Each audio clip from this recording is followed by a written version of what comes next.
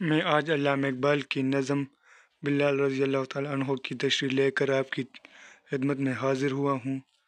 تو پہلے اس نظم کو پڑھتے ہیں، اس کے بعد اس کی تشریح کو پڑھیں گے۔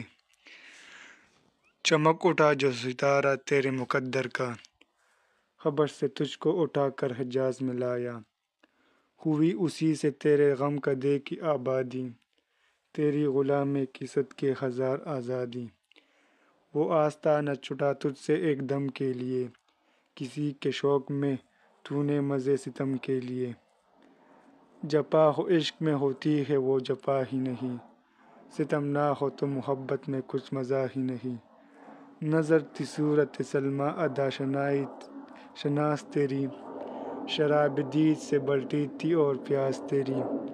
تجھے نظارے کا مثل کلیم سودا تھا، اویس طاقت دیدار کو ترستا تھا۔ مدینہ تیری نگاہوں کا نور تھا گویا، تیرے لیے تو یہ صحرا ہی دور تھا گویا۔ تیری نظر کو رہی دید میں بھی حسرت دید، حنک دلے کے تپید دی میں نیاز یاد۔ گرمی و برق تیری جان کا شکیبہ پر، کہ اندازاً تیری ظلمت تھی دوست موسیٰ پر۔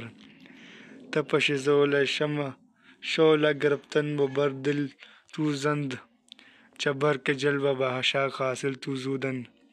ادائے دید سراپا نیاز تھی تیری، کسی کو دیکھتے رہنا نماز تھی تیری۔ اول ازل سے تیرے عشق کا ترانہ بنی، نماز اس کے نظارے کا ایک بہانہ بنی۔ ہوشہ وہ وقت کے یثرب مقام تھا اس کا، ہوشہ وہ دور کے دیدار عام تھا اس کا۔ جیسا کہ سب کو معلوم ہے، بلال حبشی رضی اللہ تعالیٰ عنہ کا شمار حضور سرور کائنات صلی اللہ علیہ وآلہ وسلم کے ممتاز صحابیوں میں ہوتا ہے۔ ان کا سب سے بڑا اعزاز یہ تھا کہ مسجد نبوی صلی اللہ علیہ وآلہ وسلم میں باقاعدہ طور پر اذان دیا کرتے تھے۔ تاریخی سطح پر یہ بھی حقیقت ہے کہ وہ بڑے خوش الحان تھے۔ علامہ اقبال نے یہ نظم ان کی شخصیت سے متاثر ہو کر کہی ہے۔ پوری نظم 3 بندوں پر مشتمل ہے، جس میں 13 اشعار ہیں۔ پہلا بند معنی آستہ چوکھٹ، مطلب اس نظم میں اقبال صحابی رسول صلی اللہ علیہ وآلہ وسلم مقبول صلی اللہ علیہ وآلہ وسلم حضرت بلال حبشی رضی اللہ عنہ سے خطاب کرتے ہوئے فرماتے ہیں کہ یہ تیرے مقدر کا ستارہ ہی چمک اٹھا تھا کہ تو حضور صلی اللہ علیہ وآلہ وسلم کی دید اور خدمت کے لیے حبشہ سے حجاز میں آ بسا۔ یہ ایک تاریخی حقیقت ہے کہ حضرت بلال سیاہ فام حبشی ہونے کے باوجود اس قدر خوش الحان تھے کہ سرور کائنات نے انہیں مسجد نبوی میں اذان دینے کی خدمت پر مامور کر دیا۔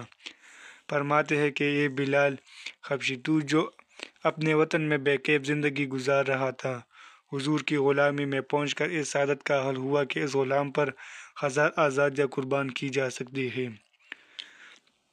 پیغمبر اسلام پر اعدائے دی کی جلغار اور تجھ پر ظلم و ستم کے باوجود تو نے حضور صلی اللہ علیہ وسلم کے آستانے کو تا زندگی ایک لمحے کے لیے نہیں چھوڑا، اس لیے کہ تو اس رمز سے آگاہی حاصل کر چکا تھا جو محبوب کے عشق میں غیروں کی جو جفائیں برداشت کرنی پڑتی ہے، وہ اہل دل کے لیے جفا نہیں ہوتی، اس لیے کہ ان کے بغیر محبت میں کچھ لطف حاصل نہیں ہوتا۔ دوسرا بند معنی سلمان حضرت سلمان رضی اللہ عنہ مراد ہے۔ مثل کلیم سودا حضرت موسیٰ علیہ السلام کی جنون۔ اویس حضرت اویس کرنی مراد ہے۔ جان نشیبہ میری بے صبر جان، مطلب یہ بلال حبشی یہ بلال حبشی امر واقعہ یہ ہے کہ صحابی رسول صلی اللہ علیہ وآلہ وسلم حضرت سلمان فارسی کی طرح تیرا نظر بھی ادائے شناس تھی اور حضور صلی اللہ علیہ وسلم کی عظمتوں سے پوری طرح سے آگاہ رکھتی تھی۔ یہی نہیں بلکہ پیغمبر اسلام کی قربت میں تیرا جذبہ وارفتگی مزید فروغ پاتا۔ جس طرح حضرت موسیٰ کلیم اللہ کو دیدار خداوندی کا جنون تھا اور حضرت اویس کرنی جس طرح نبی کریم صلی اللہ علیہ وآلہ وسلم کی زیارت کے لیے ترستے رہے، اسی طرح تو نے مدینے کو محض اس لیے نور حقیقت تصور کر لیا تھا، مزید یہ کہ اس صحرا کو عطور کی مانند سمجھ لیا تھا کہ حضور سرور کائنات اس شہر بے مثال میں اقامت پذیر تھے۔ تجھے بے شک حضور صلی اللہ علیہ وسلم کا دیدار حاصل رہا، اس کے باوجود تیرا ذوق دید تشنگی محسوس کرتا رہا۔ بے شک وہ دل خوش قسمت ہے جو ہمیشہ اس کے رسول مقبول میں تڑپتا رہا۔ عشق رسول صلی اللہ علیہ وآلہ وسلم نے تیری شخصیت کو اس طرح منور کر دیا تھا کہ تیرا سیاہ رنگ حضرت موسیٰ علیہ السلام کے ید بیضا پر خندہ زن نہ رہا۔ تیرا دل شعلے کی مانند تھا اور عشق رسول اللہ صلی اللہ علیہ وسلم نے تجھے وہ سوز عطا کیا جو تیرا سرمایہ حیات بن گئی۔ تیسرا، بن معنی یثرب مدینہ کا پرانا نام یثرب ہے، مطلب حضور اکرم صلی اللہ علیہ وآلہ وسلم کے روئی مبارک کی زیارت تیرے لیے سر اعجاز و انکساری کے جذبات پر مبنی تھا، اور دیکھا جائے تو تیرے لیے یہ عمل سراسر نماز اور سجدہ خداوندی سے کم نہ تھا۔ تیری اذان محض اذان نہ تھی بلکہ اسے عشق محبوبی کے لیے ترانے سے تشبیہ دی جائے تو زیادہ مناسب ہوگا۔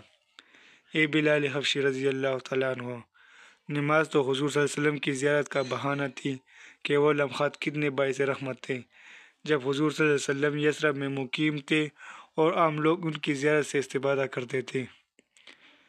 اسی کے ساتھ یہ نظم مکمل ہوتی ہے، اجازت دیجیے گا، اللہ حافظ۔